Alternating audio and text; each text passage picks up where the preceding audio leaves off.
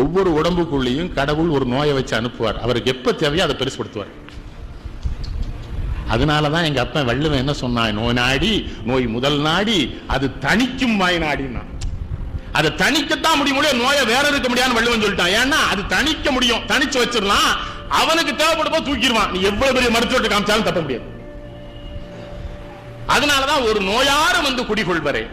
அடுத்து சொல்றாரு, கொண்ட நோயாரும் ஒரு பாயாரும் நீயும் அல்லால். நோய் வந்துட்டு நீங்க நோயெல்லாம் வந்து படுத்துறப்படாதியா, படுத்துட்டியே கேவலம். எங்க ஊர்ல ஒரு பெரிய வீட்டாளு படுத்துட்டாரு. அமெரிக்காவில் ஒரு பையன் வந்துட்டான், லண்டன்ல ஒரு பையன் வந்துட்டான், பாம்பேல இருந்து ஒரு பையன், மற்ற 2 பேர் ஊர்ல இருக்கான். எல்லாரும் வந்தாச்சு, பொம்பளை பிள்ளைலாம் வந்துட்டு. இவாள் 15 நாளா போக மாட்டாங்க.